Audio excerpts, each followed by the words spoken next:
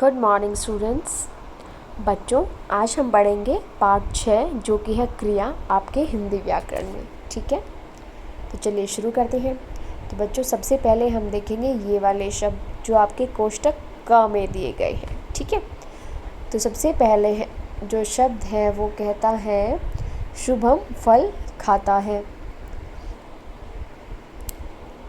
हरी पत्र लिखता है। ठीक है, और ख अलमारी में किताबें हैं। धूप तेज है। तो बच्चों, जब ये शब्द आप बोलते हो तो आपको क्या लगता है, इन वाक्यों से क्या लगता है कि कोई ना कोई कार्य हो रहा है। जैसे शुभम फल को खा रहा है, हरी पत्र लिख रहा है, अलमारी में किताबें रखी हुई हैं, किसी ने रखी हैं, है ना।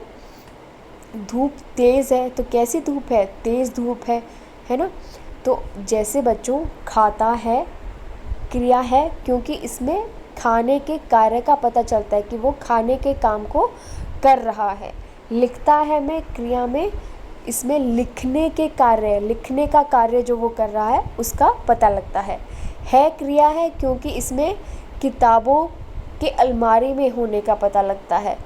ठीक है, इसमें जो चौथा आपका वाक्य था धूप तेज है भी क्रिया है, क्योंकि इससे पता चलता है कि धूप तेज है।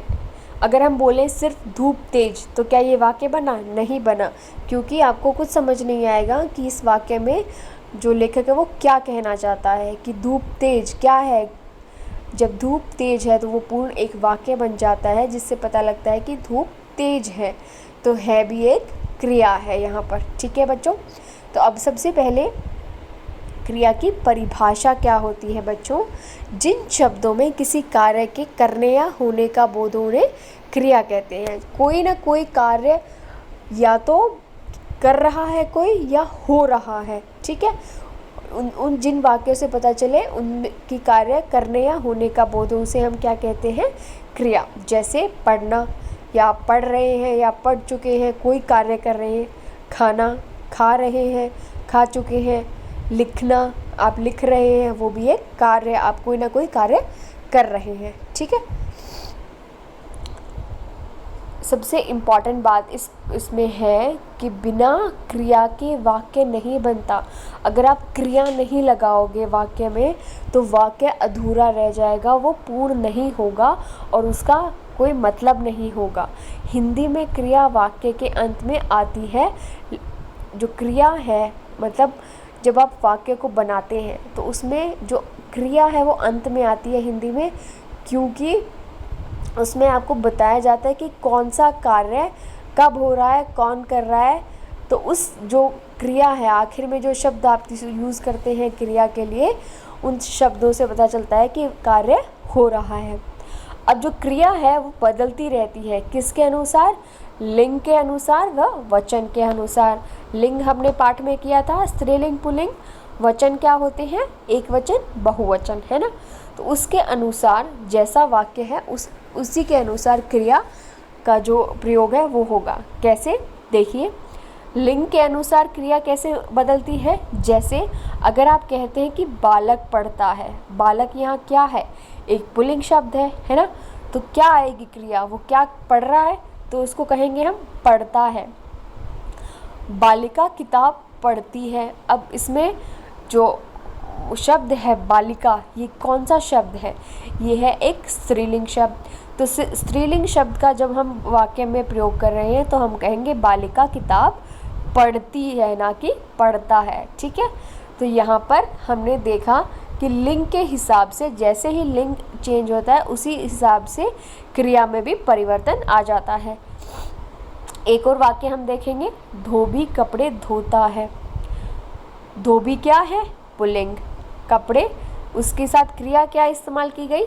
धोता है। धोबिन, धोबिन क्या है? स्त्रीलिंग। तो उसके साथ क्रिया क्या होगी? धोती है। ठीक है, तो लिंग अगर पुल्लिंग आता है तो क्रिया कुछ और होगी, और जैसे ही स्त्रीलिंग हो जाता है तो क्रिया में परिवर्तन हो जाता है।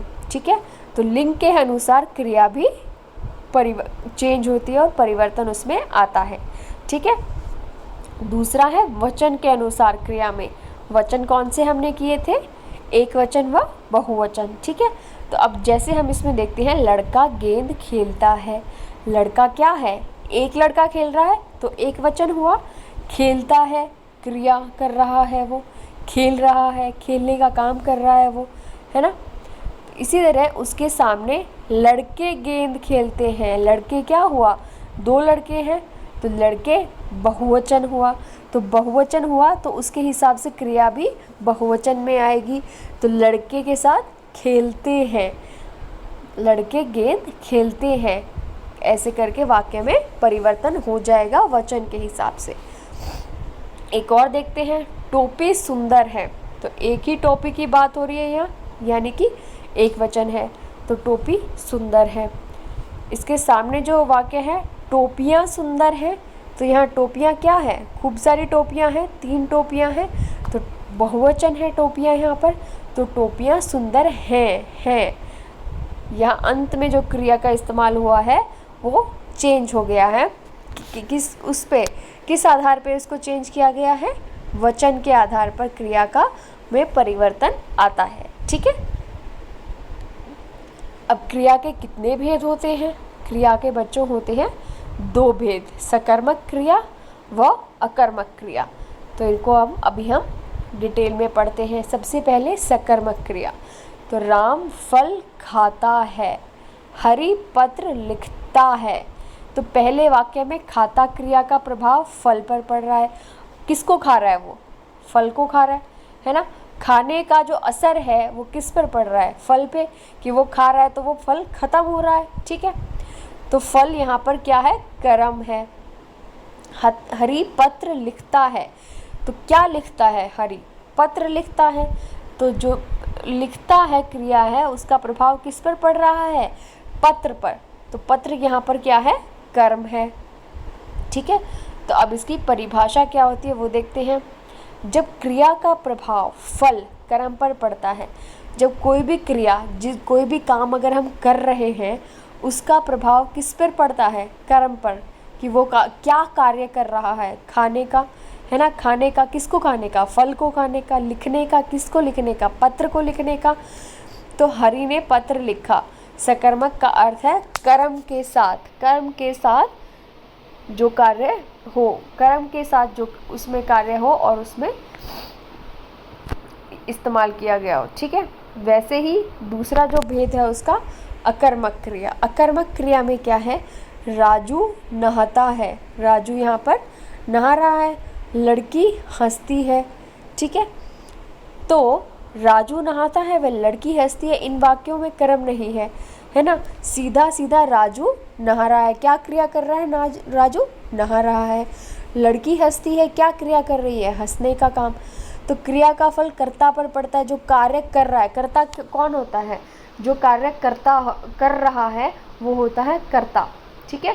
जैसे मैं कक्षा में, जो टीचर है वो आपको पढ़ा रही है, कौन पढ़ा रही है, टीचर पढ़ा रही है। कर्ता कौन हुआ इस वाक्य में, टीचर हुई। ठीक है। तो जब क्रिया का फल सीधा कर्ता पर पड़ता है तो वह अकर्मक क्रिया होती है। सकर्मक क्रिया पर किस पर पड़ रहा था, कर्म पर पड़ रहा था, और अकर्मक क्रिया पर कर्ता पर पड़ता है, जो कार्य कर रहा है उस पर पड़ता है। जैसे मोहन दौड़ता है, कौन, मोहन। ठीक है। तो अकर्मक का अर्थ है कर्म के बिना, कोई कर्म नहीं है उसके अंदर। ठीक है। अब बच्चों, अकर्मक और सकर्मक 2 क्रियाएं होंगी। अब इनकी पहचान कैसे करोगे आप, सबसे इम्पोर्टेंट तो ये आती है बात कि इनकी पहचान कैसे की जाएगी। तो क्रिया में क्या लगने से उत्तर यदि हाँ में मिलता है, क्रिया में अगर कोई क्रिया है, कोई काम कर रहा है, उसमें अगर हम क्या लगा दें और उसका उत्तर आता है कि हाँ, ठीक है, तो वो क्या होगी, सकर्मक क्रिया होगी। और यदि उत्तर न में मिलता है तो वो क्या होगी, अकर्मक क्रिया होगी। ठीक है। जैसे उदाहरण देखेंगे हम, कृष्ण ने माखन खाया। तो कृष्ण ने, हमने क्या लगा दिया, क्या लगा दिया। प्रश्न पूछा कि कृष्ण ने क्या खाया, तो उत्तर मिलता है माखन खाया। ठीक है। तो क्या हुई, ये हुई सकर्मक क्रिया। जब आप वाक्य में क्या लगाकर प्रश्न पूछते हैं और उसका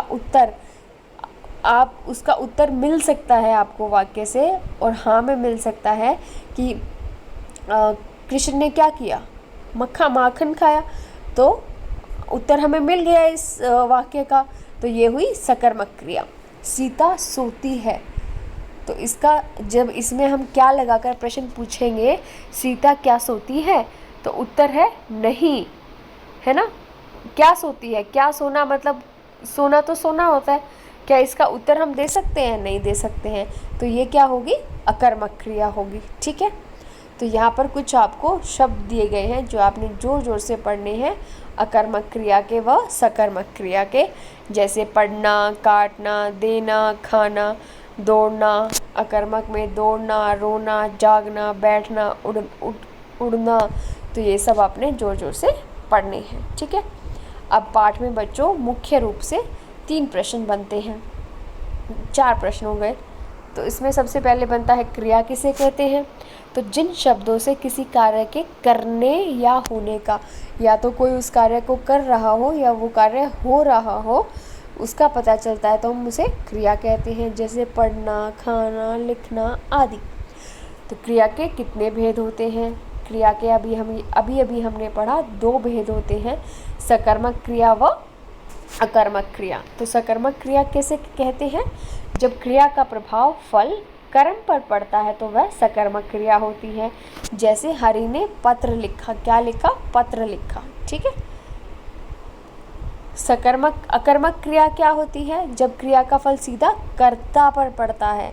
सकर्मक में कर्म पे और अकर्मक में कर्ता, जो उस कार्य को कर रहा है उस पर पड़ता है, तो वह अकर्मक क्रिया होती है। जैसे मोहन दौड़ता है, कौन दौड़ता है, मोहन दौड़ता है। ठीक है, इसमें कर्म नहीं होता इन वाक्यों में। ठीक है, तो ये आपने प्रश्न कॉपी में लिखने हैं। तो आइए चलिए अब इसका करते हैं अभ्यास। सबसे पहला जो प्रश्न है वो है, क्रियापदों को रेखांकित कीजिए। इन वाक्यों में जहाँ जहाँ आपको लगता है कि ये क्रिया है, कि क्रिया क्या, जिससे किसी काम के होने का, करने का या होने का पता लगता है। ठीक है, तो राम पढ़ता है, तो इसमें क्या होगा, पढ़ता है क्रिया होगी। बालक रोता है, तो रोता है क्या होगा, क्रिया। सुनीता पानी पीती है, तो वो क्या होगी, पीती है। क्या कर रही है सुनीता, पानी पी रही है। पीने से पता चलता है ना, सुनीता पानी बोलेंगे तो इसका कोई अर्थ नहीं बनेगा, लेकिन पीती है तो वो क्या कर रही है, पीती है, क्या कार्य कर रही है ना। हम खेलेंगे, हम क्या करेंगे, खेलेंगे। ठीक है, तो हम खेलेंगे क्रिया होगी, खेलेंगे इसमें। धोबी कपड़े धोता है, धोबी क्या कर रहा है, धोता है, कपड़ों को धो रहा है, तो धोना एक क्रिया है ना। वैसे ही मैंने कहानी सुनी, तो सुनी क्या है, सुनना क्या है, एक क्रिया है। ठीक है, प्रश्न 2, ना लगाकर सकर्मक व अकर्मक क्रिया बनाओ।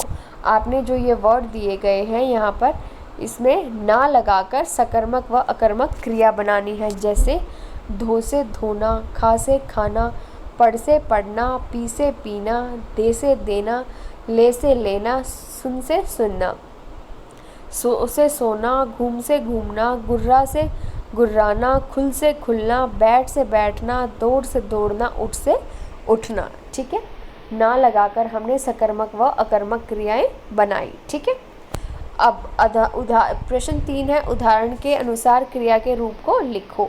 जैसे खाना खाया, सोना से क्या बनेगा, सोया, क्रिया का दूसरा रूप सोया, सोना की क्रिया का दूसरा रूप सोया। रोना का दूसरा रूप रोया, धोना का दूसरा रूप धोया। ठीक है, प्रश्न 4, उदाहरण के अनुसार उचित क्रियापदों से वाक्य पूरे करो। ठीक है, यहाँ पर कुछ क्रियाएं दी गई हैं, लेकिन ये क्रियाओं से, इन क्रियाओं को अगर आप वाक्य में ऐसे कि ऐसे लगाएंगे तो वाक्य का कोई अर्थ नहीं बनेगा। इनको हम अब वाक्य के अनुसार ही लगाएंगे। जैसे कि वह रामदास को पुस्तक देता है। ठीक है, देना से क्या बना, देता है। ठीक है, बच्चे मैदान में, खेलना से क्या बनेगा, खेलते हैं। ठीक है, माँ सब्जी काटना से क्या बनेगा, काटती है। मयंक पत्र लिखना से क्या बनेगा, लिखता है। घोड़ा तेज दौड़ता है।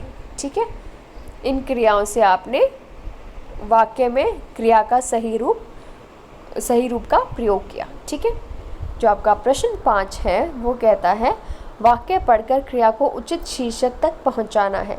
तो यहाँ पर कुछ वाक्य दिए गए हैं, उसमें आपको बताना है कि ये अकर्मक क्रिया है कि सकर्मक क्रिया है। तो इसका एक हमने अकर्मक और सकर्मक क्रिया पहचानने के लिए हमने क्या पढ़ा था, एक रूल पढ़ा था जो कहता है कि अगर हम वाक्य में क्या लगाएंगे तो हम अगर उसका उत्तर मिलता है तो वो होगी सकर्मक, और अगर उत्तर नहीं मिलता तो वो होगी अकर्मक क्रिया। ठीक है, तो आ जाइए वाक्यों पे। माँ ने पत्र लिखा। माँ ने क्या लिखा, पत्र लिखा। उत्तर मिला क्या, पत्र। जब हमने प्रश्न पूछा माँ ने क्या लिखा तो उत्तर क्या आया, पत्र लिखा। तो ये क्या होगी, सकर्मक क्रिया। ठीक है। मिठाई खाओ। मिठाई क्या खाओ, कोई उत्तर नहीं आएगा इसका, है ना, क्या लगाने से, तो ये हुई अकर्मक क्रिया। मयंक रोने लगा। मयंक क्या रोने लगा, अकर्मक क्रिया। गीता दौड़ रही है। गीता क्या रही है, दौड़ रही है, तो क्या होगी, सकर्मक क्रिया। चंपा ने किताब खरीदी। चंपा ने क्या खरीदी, किताब खरीदी, तो क्या होगी, सकर्मक क्रिया। ठीक है।